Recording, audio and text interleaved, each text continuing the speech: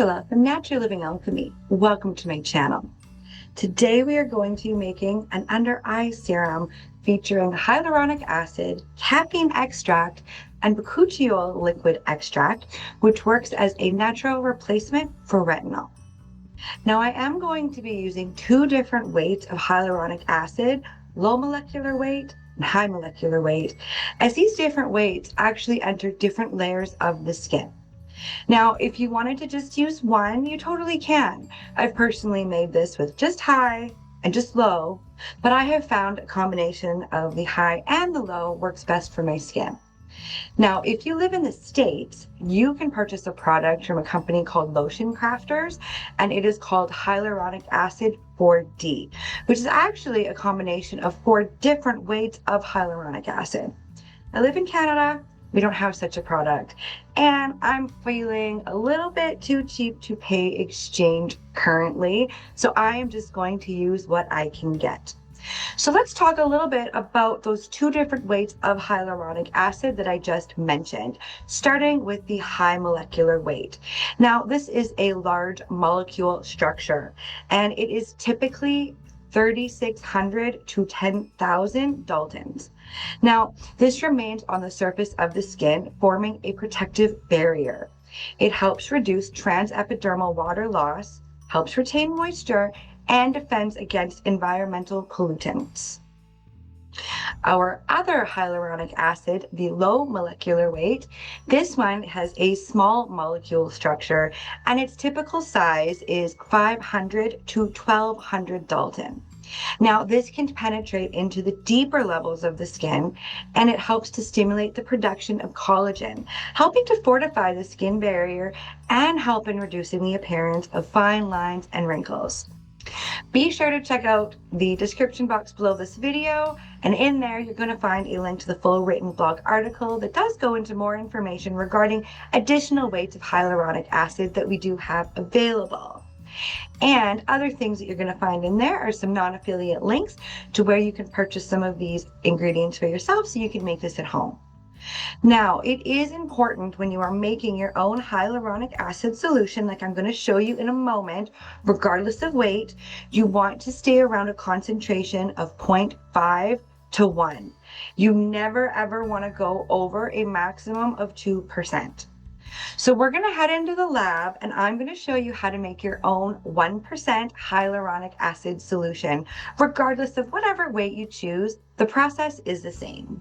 So as usual, before we begin, we are going to sanitize all of our surfaces and our equipment. So you're going to put a weigh boat on a digital scale, and we're going to weigh out our hyaluronic acid.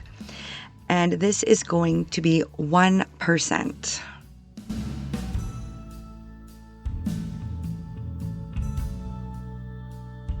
Once you have that all weighed and measured out, just place it to the side. And then you're going to want to put a beaker on your digital scale. Make sure it's zeroed out, and we're going to begin by putting 0.5% liquid germol plus.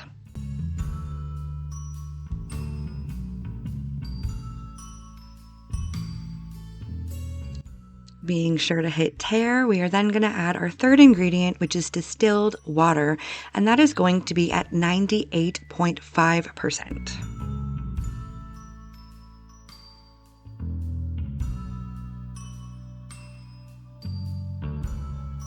Then you just want to grab a whisk and just whisk the water and your preservative together until they are nicely incorporated.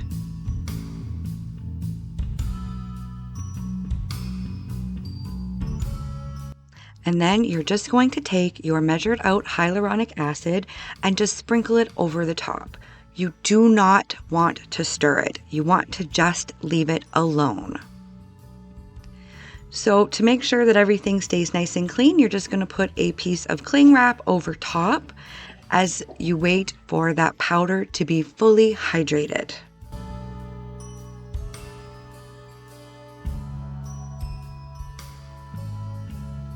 So as you can see now, what was once water is a gel. So now is when we mix it together. So you're going to take your immersion blender, and I just like to use that frother attachment that comes with it, but you just want to give it a good mix and make sure that everything is nicely incorporated. So as you can see now, it's all just nicely mixed in together. It's smooth. And we have our hyaluronic acid solution. So all there is next to do is just pour it into your storage container. And then just make sure that you label that this one was a high molecular weight, 1% hyaluronic acid solution. Now let's talk about just a couple of the other ingredients that are going to be going into this under eye serum. And we are going to start with bakuchiol liquid extract. Now I am not 100% convinced that I said that the right way, but that's okay. We're going to try. But either way, this works as a natural replacement for retinol without causing any irritation and dryness. So this particular extract, which I did get at Windy Point in Canada, is a 10-to-1 standardized extract, and it is obtained from the seeds of the bakuchi plant found in India. Now it holds antioxidant, antibacterial, anti-inflammatory properties, which may all help even out skin tone and provide a smoother complexion. And our recommended usage rate is 1 to 3%. Our next one is caffeine extract, and this one helps constrict blood vessels while reducing puffiness and inflammation. It can help tighten and brighten the skin while reducing wrinkles.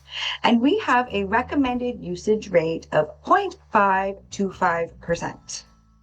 Our next ingredient that I just want to go over is one that I have really been enjoying playing around with in some of my own formulations at home, and this is Sepi Max Zen. Now, this is sold under the Anki polyacrylate cross polymer 6. Now, according to the manufacturer, it is a ready-to-use pre-neutralized white powder that forms clear aqueous gels that have a velvety, rich, and elegant feel. It holds an anionic or negative charge, and it is not compatible with cationic or positive charged ingredients. So just be cautious when changing ingredients that you know what the charge of the ingredients is. Okay, it's a very, very important thing. Sometimes our formulations don't work because our ingredients are actually just incompatible. So this particular ingredient, though, does work really, really well with electrolytes as well as acidic pH levels. To use it, you simply sprinkle it over your water phase and then just leave it alone for about 8 hours to hydrate. And then personally, I just like to mix it up before I go to bed. And then when I get up in the morning, it is ready to go. Our recommended usage rates, if you're using it only as a thickener, you're going to put it at 0.5 to 5% of your total formulation.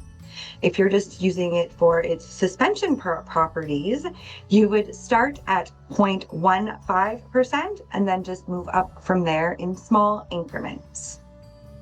Now, we are going to talk about our final, well, there's more ingredients that go in, but just the final one I want to touch on before I show you how to whip this all together, and that is our preservative. And I'm using Tristat PCG 90. Now, you could definitely use a different one, but there are reasons I have chosen this one. So there has been some talk regarding the safety of certain preservatives and how they may be formaldehyde releasing products. Now, I know many of us are concerned with the safety of certain ingredients on the skin. Definitely, definitely. However, okay, I need to figure out how I'm going to say this without offending anybody. Another thing that I've noticed is there are also people on this, not this channel, but on this platform that seem to be more afraid of the preservation system than what the preservation system is actually protecting you from. So yeast, fungus, and pathogenic bacteria are not something that you want to be messing around with. And full transparency, I actually have some very close family member who is currently fighting a bacterial infection that is in her bones. Granted, she did not pick it up from like this type of product or anything, but it doesn't matter how she got it. It just, bacteria loves to find itself a host. So we need to stop being afraid of the preservative and just maybe use some caution about what we're trying to protect ourselves from. So if you are curious about learning how bacteria actually work, I have a book suggestion. Herbal Antibiotics by Stephen Buhner. This is also one that is a second one, Herbal Antivirals. But this one actually explains how certain bacteria become resistant and things along that nature. It's just something that I think is really important to understand. You might not need to know it necessarily from an herbalist perspective, but we don't want to mess around with not using preservatives in our formulations. Okay? So I am going to be doing a video that I'm loosely calling right now the clean beauty myth, after I feel that I have researched this enough so, the internet doesn't come at me. As I've noticed also, a lot of people are very quick to disagree, but not give you any actual corrective information that is based in facts and logic. We can't just go by our feelings when it comes to safety. We need to make sure that we are using the appropriate ingredients to protect ourselves. But spoiler alert, that myth appears to be a clever marketing strategy that I have personally fallen for hook, line, and sinker at certain parts in my life. So what changed that is actually just learning more about the raw ingredients themselves. So if you want to catch that video, you might as well subscribe now so that you don't miss it. Anyway, why would I choose this particular preservative? Well, Tristat PCG90 is a broad spectrum preservative which works across a wide range of pH from 4 to 8. It is cost effective, free of parabens and formaldehyde donors. So I happened to pick mine up at a website, creationessentials.ca. A 5-ounce bottle cost me $8 Canadian. So it's pretty cost efficient to use the appropriate preservation systems. I'm just going to ask that you don't purchase any of your ingredients off of Amazon. Be sure that you are going to an actual supplier. Okay? Amazon is wonderful for packaging and things along that line, not so much for its ingredients. This preservative is water soluble and cold processable and can handle a maximum temperature up to 60 degrees Celsius. It is compatible with most cosmetic ingredients, and it is good for clear systems, as this one is a clear gel once we're done. It does hold suggested applications for face and body creams, lotions, gels, shampoo and conditioners, as well as body washes and wet wipes. Now, our recommended usage for this ingredient is 0.5 to 1.1%. Now, with any preservative, you always want to make sure that you are using the maximum recommended usage rate. So in this case, it would be 1.1. Unless you have access to equipment or a lab that can actually test your products to make sure that it is safe, you would want to always stay around the highest recommended usage rate for a preservative. This isn't necessarily true for all other ingredients, but this one definitely is. So before we begin, you want to make sure that you spray all your working surfaces, all of your tools, all of your beakers and containers with 70% isopropyl alcohol. And this is just going to ensure that everything is nice and clean and sanitary. So before I actually just forgot to hit record, I went and weighed out our phase A, and I just put it in a little weigh boat. And this is 2% of a product called Sepi Max Zen. And this is going to be our gelling agent as well as our emulsifier. So we're just going to put that to the side because we don't need it yet. So what we're going to begin by doing is weighing out 78.6% of distilled water.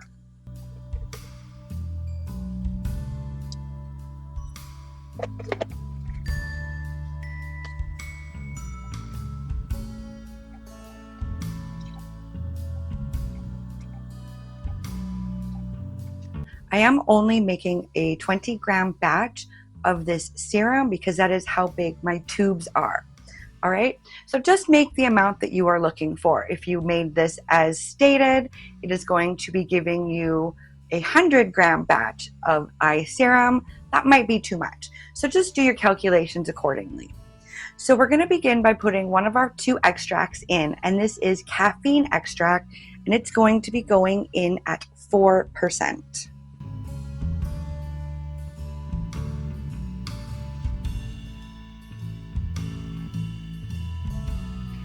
Our second ingredient is something called bakuchiol extract, and this is going to be coming in at 2%.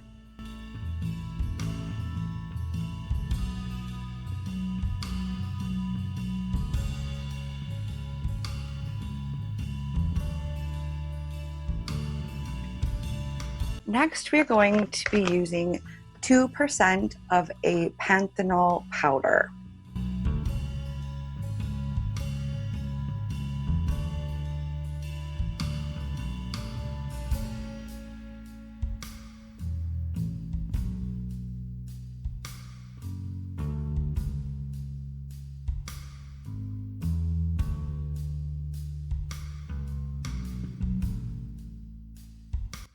Next, we are going to be using 0.3 allantoin powder.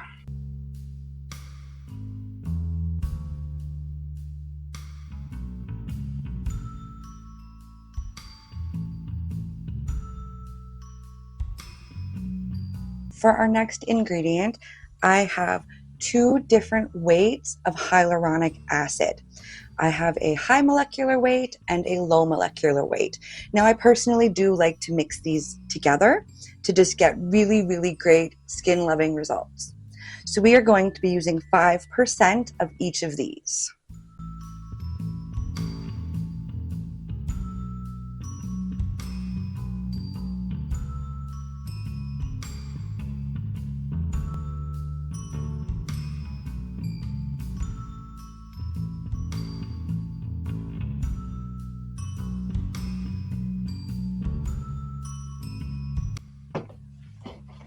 And then the final ingredient to go in is going to be our preservative, coming in at 1.1%, and I am using Tristat PCG90.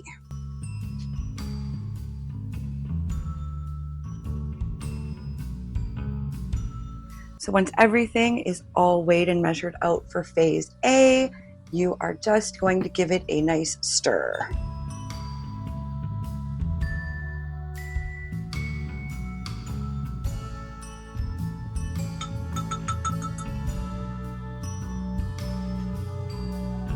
So once you have all of your phase B all stirred together, what you're going to do is you're going to take your phase A, your Sepimax Zen, and you're just going to sprinkle it on the top of the beaker so it just kind of hits the whole top surface of phase B.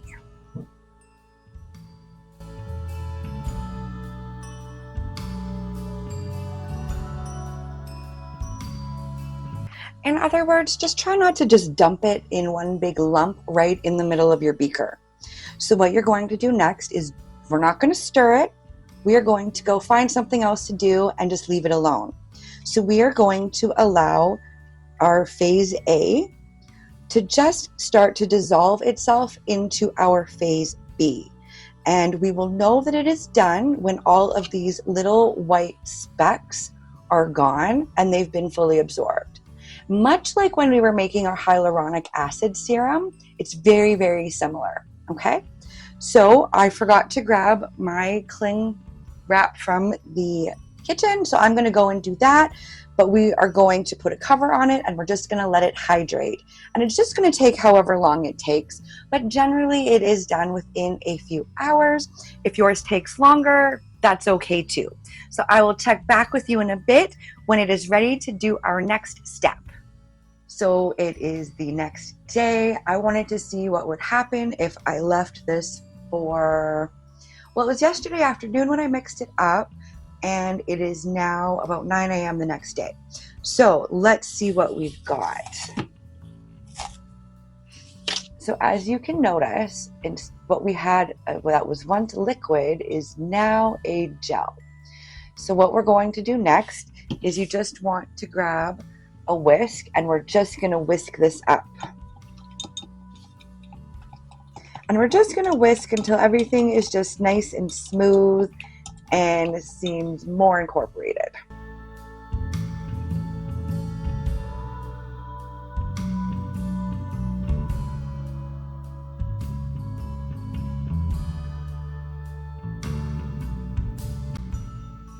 So now it is time to package it.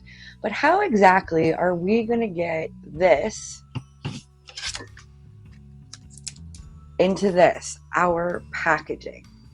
Well, I'm going to show you one of my favorite tricks that I like to use when filling, actually it's almost any type of tube. So you are going to require 1 cup of rice, uncooked rice preferably.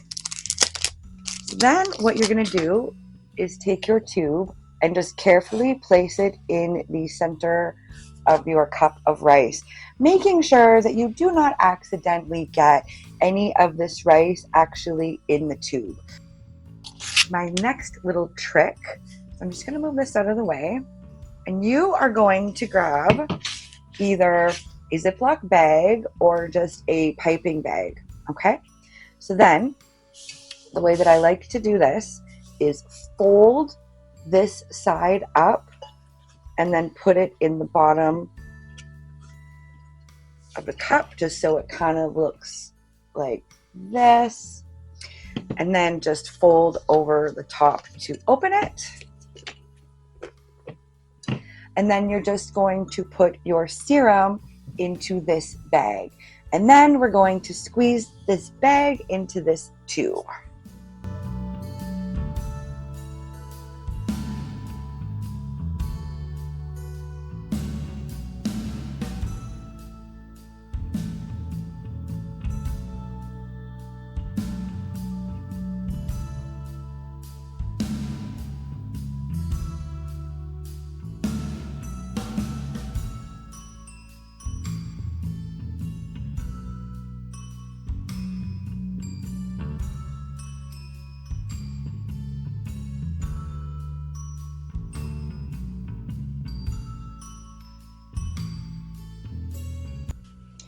And then once your product is in your piping bag, I like to just carefully unfold the top.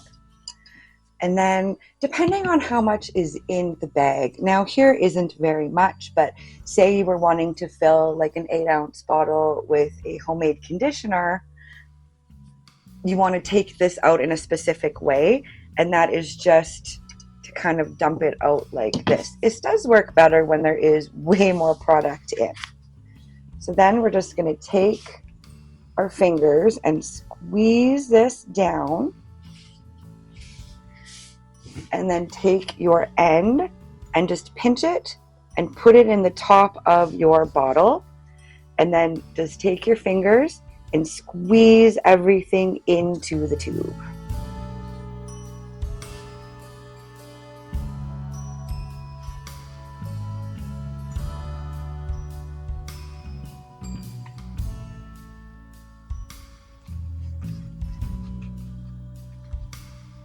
And then, yeah, I just kind of like to squeegee it down with my fingers and just squeeze it into the tube.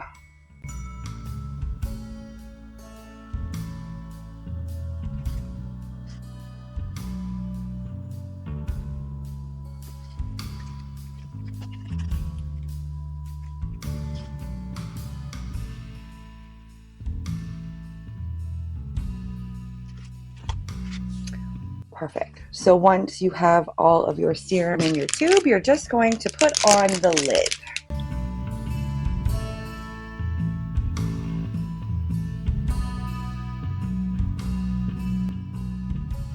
So you'll just take this little portion that fits in the neck, push it in until you hear it click, and then add your lid. We are then just going to make sure that we throw a label on this too, so we know exactly what type of serum it is. Now I will have these ones, if not these exact ones that are similar to this, linked in that description box below this video.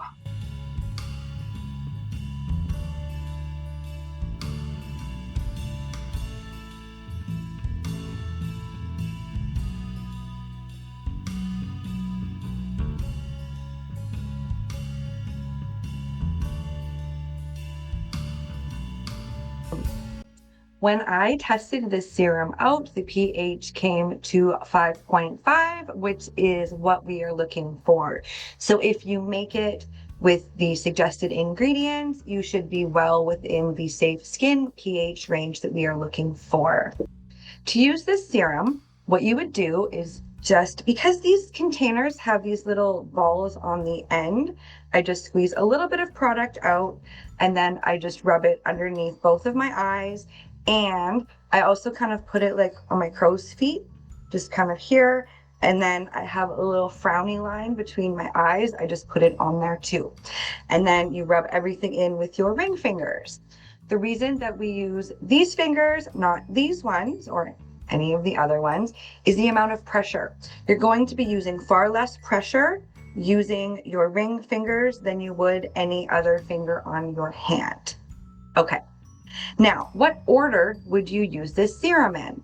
So I'm just going to tell you the order I do when I use my entire skincare routine, and just see how this works with yours and where you would fit it in. So you start with cleansing the face. Now this could either be with a regular cleanser or just with the micellar water. I do have a formulation for that I do plan on sharing in the future. And then next I put on a toner and then my under eye serum. And then next is my face cream. And the one I'm currently using is this beautiful consistency gel cream that I've made. And I do plan on sharing that formulation in the future as well. And then I top everything off with sunscreen. Now, I just want to briefly talk about sunscreen. So I had a formulation on how to make some for yourself on this channel that has since been taken down. Sunscreen is not actually something we should be formulating at home. Now that I've learned a little bit more, got a little bit smarter, actually learned how these ingredients work. And yeah, sunscreen is just something that we need to leave to the professionals to make. Okay?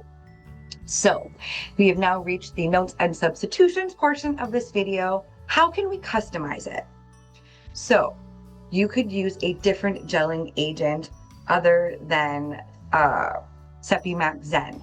I have also used Sola Gum AX and Xanthan Gum coming in at 0.9%. Now, I'm not sure if the camera is going to pick this up or not, but I'm going to show, there you go. So the one on the bottom here, this was the one made with the Sepimax Zen. This one that looks a little bit more yellow was made with Sola Gum AX. So just so you know, if you do change your gelling agent, it might not necessarily be as clear, but the product works just as well depending on which gelling agent that you want to use. You could use the liquid version of Panthenol. You could use up to 20% hydrosol, all right? But you just want to take that amount out of the distilled water portion. I would refrain though from adding any essential oils, as it is going to be going under the eye with the potential of going in your eye. And we certainly don't want to be getting essential oils in our eyes. If you did want to add a scent to it, I would just suggest by using a hydrosol to add your scent in that way. Now, because it is going under the eye, I have refrained from using any type of oil in it, but you could definitely just throw in some vitamin E. And I will have instructions on how to do that in the blog post that accompanies this video. If you didn't want to use a mixture of different weights of hyaluronic acid, just keep the total hyaluronic acid to 10% of the formulation and just play around with whatever weights that you are wanting to use. And lastly, you could switch out the preservative for another water-soluble preservative, but make sure that you are sticking within the recommended usage rate. If your preservative is different than mine, just take out or add the difference back into your distilled water portion. Don't forget to hit the like button if you like this video, or maybe share it with anyone else who you think might enjoy it. Consider subscribing to the channel so that we can spend more time together and that you don't miss future videos. But I just want to say thanks for stopping by today, and I'll see you next time.